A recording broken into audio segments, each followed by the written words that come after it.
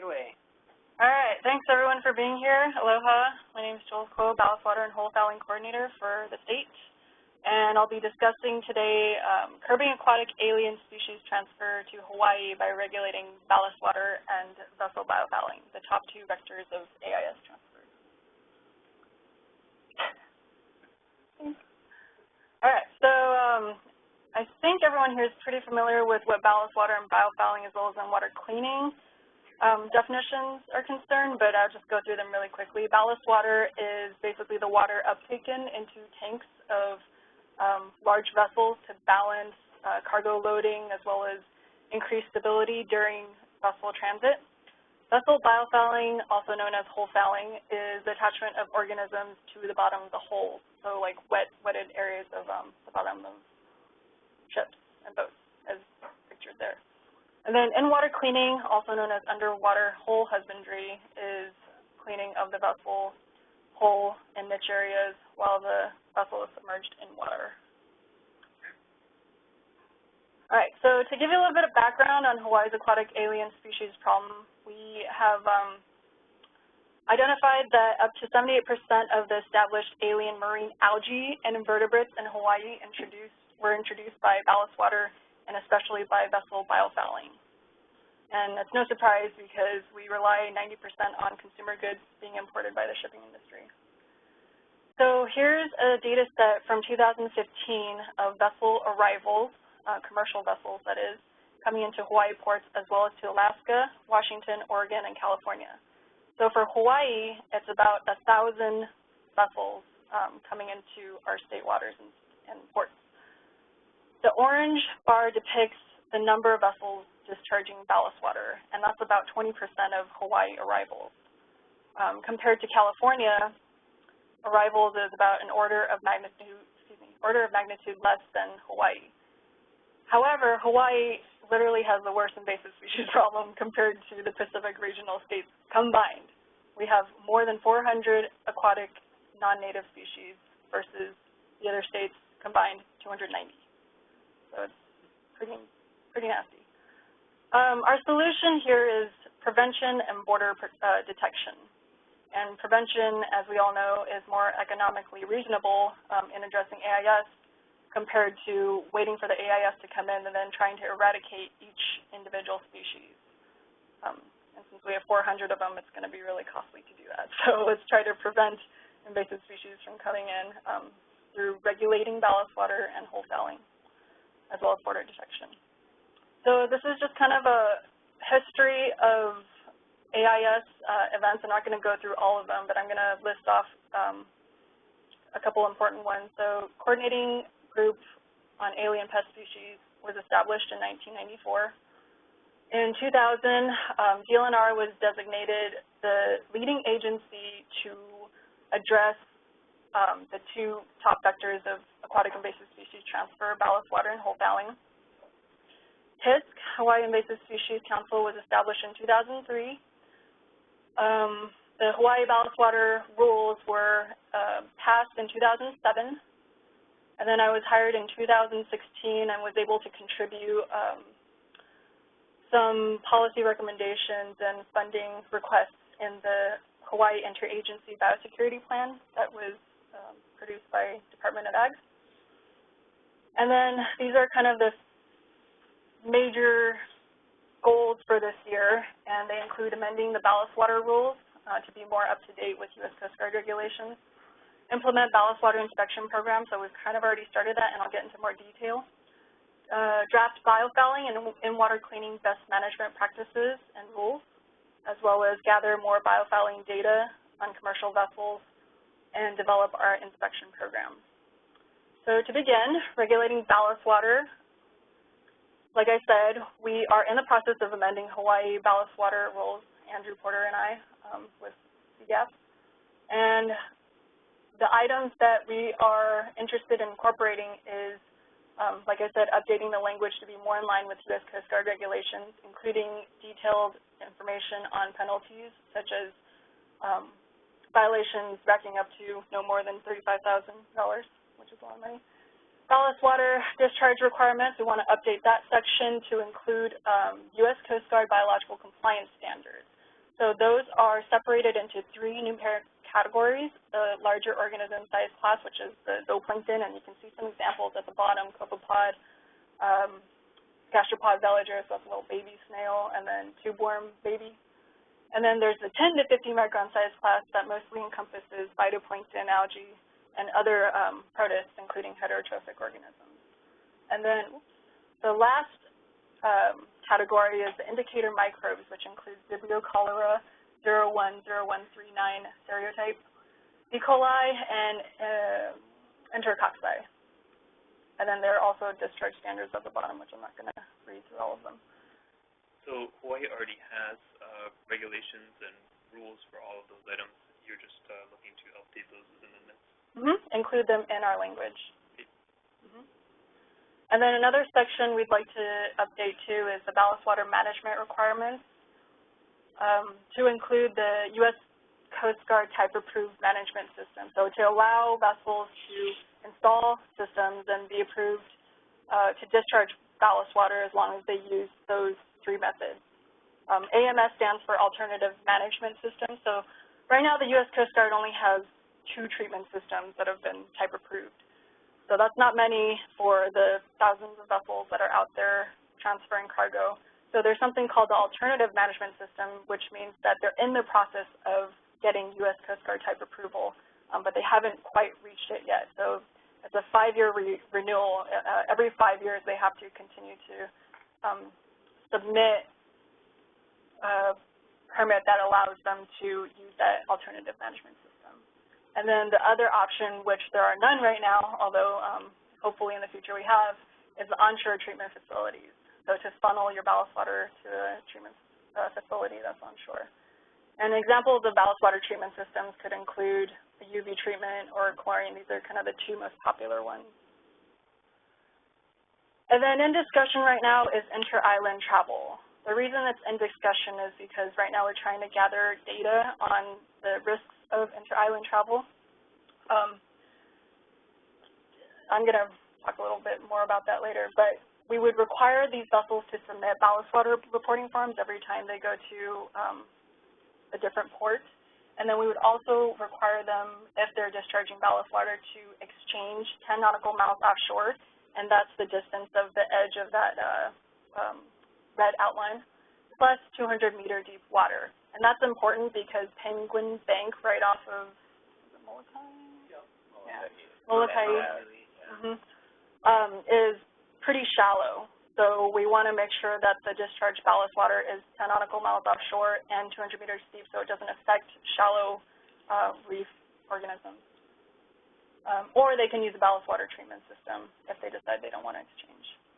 And so this is some data from 2016 showing the top 5 commercial ports visited by overseas vessels, so vessels coming from outside of Hawaii, EEZ, Exclusive Economic Zone.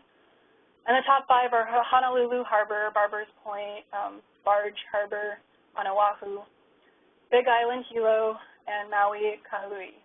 And here's a map on the right side of the different ports, commercial ports that we have in Hawaii. For the vessels that are traveling inter-island, so coastwise vessels, the top 5 commercial ports that are visited are across a bigger distance and more islands, as you can see here. But, of course, the number of vessels going to these different ports are lower. However, you know, all it really takes is 2 polychaetes of different sexes to create a whole population. So each one of those vessels right now aren't being addressed for, you know, ballast water management. Oh, and also our current regulations don't include reporting, so that's something that we would like to include. But again, we need to compile more data to know if this is completely necessary. Then, so moving on to border detection, we have 2 methods to assess risk of vessels. Our first one is through ballast water reporting forms, which are sent to us 24 hours prior to their arrival, sometimes earlier, to their destination port. And it provides information such as last port, port arrival, like where are they going, are they discharging ballast water? If they are, where are they uptaking that ballast water from? And then did they properly manage that ballast water? And then there's an example of the form on the right. Our secondary risk assessment is to board vessels, and there's a nice picture of Drew, who's our legal fellow, who helps me decipher legal jargon, but on occasions he's also a ballast water inspector. And when we board vessels, are looking for ballast water management plans, either an electronic copy of it or a paper copy. We're looking for U.S. Coast Guard ballast water regulations, ballast water management logs, as well as we would like to verify their ballast water meets those biological compliance standards that I showed earlier. And there's a picture of a manhole where we would ideally like to sample ballast water because it's nice and big and could just stick a bottle of water in there and take water out. But most of the time on these vessels, the manhole is covered, and as you can see, there are bolts on there. So generally speaking, it's really challenging to get in there to sample ballast water. So the two most popular and the ones that we're interested of viability kits include chlorophyll fluorescence on the left side, and then adenosine triphosphate-based kits. So I'm going to start with chlorophyll here. As you know, probably from Biology 101, chlorophyll is only prevalent or present in algae, phytoplankton, photosynthesizers. So this kit is user-friendly. You can acquire results within minutes. However, the downside is it's only reliable for the 10 to 50 micron phytoplankton size class. So it doesn't even include heterotrophic protists. And it does not include other size classes either. However, adenosine triphosphate-based kits utilizes the molecules that are in all living organisms. So ATP, if you guys are familiar with it, like I said, is in all living organisms. Once you die or the organism dies, it's rapidly degraded by enzymes and cannot be detected. So it's a proxy for viability, and it requires more steps, so that's kind of a little bit of a downside. And it takes at least 30 minutes to acquire results. However, it's still faster than the actual slew of compliance testing for type approval to acquire the different size class organism concentrations. It's reliable for all organisms because, as I said before, a living organism will contain ATP, and when it dies, the ATP will go away and won't be measured by this luminometer. And then the reagents that are used to catalyze the light reaction to be measured on this luminometer is also a downside because it's temperature and light sensitive. And as we all know, Hawaii is pretty warm, so you'd have to be sitting on ice. So that's another kind of negative factor. So there are trade-offs between the two. And I've tested both of them, and I like ATP better. But I also did my master's degree on it, so that might be part of the bias. But it's possible also to corroborate the two. You know, maybe use both instruments, as the left one is fast, and then the right one, you know, will give us more reliable results. Moving on to biofouling. So here are just a couple of organisms that I photographed in Tahiti Harbor. That's not a DOT harbor, but these can also be found in DOT harbors. The left one is a tube worm, and the middle one is a bryozoan. Surprisingly, it looks kind of like an algae. And then the far right one is Acanthophora spicifera, an invasive algae. So regulating biofouling. We are putting together biofouling best management practices right now, and I'll probably get into more detail with that, but for now I'm going to describe that it's going to incorporate information on frequency for dry docking, and then for in-water cleaning, it's also going to differ between vessels that are coming from overseas, because they're bringing in organisms from outside, versus coastwise, which are potentially going to transfer organisms from, you know, let's say Honolulu Harbor to like Kauai. So those will potentially have different best management practices to just biofouling. And then for our biofouling rules, we are going to mirror them pretty closely with the International Maritime Organization, IMO, guidelines, as well as Australia. New Zealand's got guidelines. California actually is getting their biofouling regulations approved, and they have a pretty concise and easy to understand set of regulations, which I think we can mirror. And then we'd also like to support our biofouling rules with scientific data and technical reports, which we have plenty of. there are three risk assessments that would be incorporated into assessing biofouling of vessels. The first one would be a whole husbandry form, as pictured in the right. That was developed by Sonia Gargula, who was the previous coordinator. And it would include information on vessel structural operational profile, as well as vessel hull maintenance history, and I'll get into more details about that. The secondary risk assessment is to board the vessel to require or look for an electronic or paper copy of IMO biofouling regulations, guidelines, Hawaii biofouling rules, and a biofouling management plan specific to their vessel and their operational profile. We're also interested in checking their record book and logs for how they manage their biofouling, such as niche areas like propellers, sea chest intake, anchor, chains, those areas. And then our tertiary, so there's a third risk assessment that we would perform, which is to go under the vessel and use a remotely operated vehicle or scuba dive inspection to look for the biofouling baseline. And I'll go into more detail in a later slide about what that means. Also, what we're interested in incorporating is the allowable residency time or layup period of a vessel. So that's important because you may or may not know vessels start accumulating biofouling within an hour, but it becomes really risky at 45 days, and then substantially, exponentially more risky after those 45 days of layup. Emergency exemptions, because there's potential for vessels to come in with really a lot of biofouling, but for some reason they have to get rid of it, and it's an emergency. And then there will be penalties, too, that we'd like to incorporate. Probably be pretty similar to the ballast water penalties. So the picture above is of my intern, the Kupo intern right now, Brett Higgins, and she's also, yeah, that's our ballast water inspection outfit. But she also is our data specialist. She's really become the expert in that. But she's also operated a remotely, an ROV vehicle, and she's actually pretty good at it. So, okay, so we're going to go into more detail about what the vessel structural operational profile means, what the vessel hull maintenance history means, and biofouling baseline risk assessment. The first two pieces of risk assessment information would be acquired through hull husbandry forms provided by the operators, the vessel operators. So that's information that they would give to us. And then the biofouling baseline risk information would be acquired through our DAR biofouling inspection team, like I said, through either dive inspection or ROV inspection.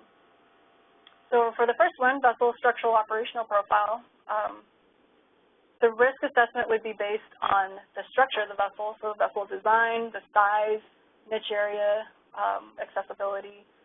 For example, size, a small recreational boat is not going to be as risky, most likely, compared to a large cargo ship that's maybe 20 times that size and can hold a lot more biofouling.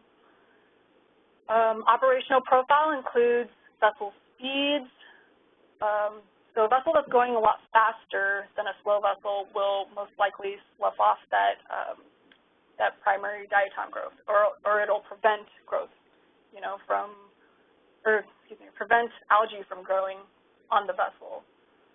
But if a vessel is there for long periods of time, and depending on which location, like, for example, Panama Canal is probably much dirtier than Alaska, then that could also be a higher risk indicator of the vessel.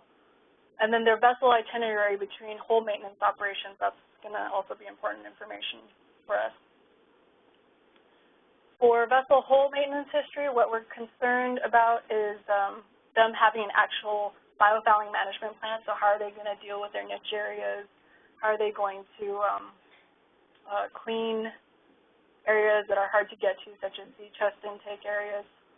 And then how are they going to install their anti-fouling system? So most vessels, if not all, have anti-fouling systems on them, whether it's anti-fouling paint or ablative paint. And what ablative paint is like fluffing off. So it usually requires the vessel to go really fast in order to get the organisms to come off.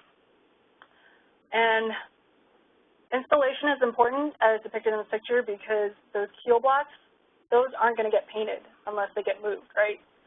So installation could affect the risk of that vessel, of the anti-fouling paint. When their last dry docking was is also important. In-water inspection, like how often do they do their in-water inspection, and what was is the condition, or what was the condition of the anti-fouling system, as well as how clean are their hole and niche areas. And then lastly, for that category, we're interested in the method, how often they clean, and the location that they clean their hole and niche areas. And then for biofouling baseline risk, we would be looking at the species composition. So again, an example is an organism from Alaska or freshwater port may not be as risky as an organism coming from the Caribbean or from Taiwan, for example. Degree of fouling, so the more diverse an assemblage of fouling is, the greater the risk. Organism concentration is also important, and percent cover of the vessel. And then lastly, species condition, so how healthy or dead are the organisms when they come in on the vessel. And then here's kind of a video, if you can see, of what we would see with the ROV. So pretty nice. Sometimes you can identify to species level. So it would be good use of the ROV if we didn't have enough divers to do our quick inspection on biofouling baseline risk. Benefits of allowing, okay, so we're moving into in-water cleaning now. Benefits of allowing regulated in-water cleaning include reduced aquatic invasive species transfer. It would allow the vessel to increase their hydrodynamic flow, which essentially increases their fuel efficiency, lowers carbon emissions, and saves the shipping company loads and loads of money. It's cheaper and faster than dry docking, and it can be regulated. Risks of allowing in-water cleaning, if not done properly, could increase AIS transfer. It could also release toxic anti-fouling paint into natural habitats as well as harbors. On the flip side, risks of not allowing in-water cleaning may also increase aquatic invasive species transfer, because it's possible the vessel deems dry docking every time for hull cleaning as economically unfeasible. Therefore, the vessel may conduct their voyages with heavy fouling, which is not only dangerous for maneuverability, but it could obviously transfer invasive species. And illegal in-water cleaning activity could occur, and therefore we're still getting release of toxic and anti-fouling paint. The current Hawaii state of affairs regarding in-water cleaning is that in-water cleaning is not allowed in our state for any vessel in DOT harbors, unless it's approved by Department of Health and Department of Transportation through a rigorous permitting process. From the in-water cleaning report that was recently published by SERC, Smithsonian, Environmental, oh my gosh, I'm forgetting the acronym. Someone help me, SERC.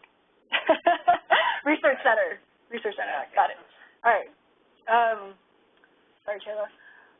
Their survey showed that in-water cleaning does occur in Hawaii, and I'll let you read the in-water cleaning report to further discover where potentially it might be. And possible management options moving forward provided by the in-water cleaning report is provided here in 5 potential options. Maintain status quo, so do nothing. Let's just pretend like in-water cleaning is happening and it's okay, or it's not happening and we're just kind of putting our heads in the sand about it. The second one is institute voluntary in-water cleaning best management practices. The third is gather additional data on current risks. Fourth is make in-water cleaning debris capture technology available to Hawaii in-water cleaning companies. Fifth one is to institute mandatory regulations. I think our immediate response, through consultation with my team, is that we would institute voluntary in-water cleaning best management practices for now, and we would also gather additional data on how that's working for us for a period of time. And then, secondarily, once we get enough data, most likely we'll move to the next three options, which is gather more data, make in-water cleaning debris capture technology available. So here are kind of two examples. The left one is a boat that's sitting in kind of a bag in the water, and any sort of cleaning that occurs underneath the vessel would be captured in that bag and then transferred probably to a solid waste facility. So that's one method. Another method is using a brush, a vacuum, to suck out anything that's being washed off or biofouling that's being removed. It would be sucked up, pumped through a filter system, which it would pass through maybe like a 15-micron filter, then a 20-micron filter, and then at the end, maybe it might receive a UV treatment. Those are some potential marine capture debris technologies that actually are currently on the market, but they are pretty expensive at this point. So when you say the goal is to make that available to companies, I mean, they're available to the companies now, it's just that there's no incentive for them to invest in purchasing these things? It's a possibility to acquire funds through vessel fees, arrival fees. Possibility, potential. I'm not saying it's going to happen, but maybe that's one method of acquiring funding to provide a little, funding to allow them to use these in-water cleaning technologies. And then lastly, institute mandatory regulations. So basically all three will require the collaboration of local, regional, and international government agencies. And this is important because we all kind of want to be consistent with developing in-water cleaning effluent compliance standards. And that, similar to biological compliance standards for ballast water. We want to be on the same page. For identifying the in-water cleaning debris capture system, we would want to work with commercial vessel industry as well as local in-water cleaning companies to find those economically feasible and practical technologies that meets in-water cleaning effluent standards that we identify.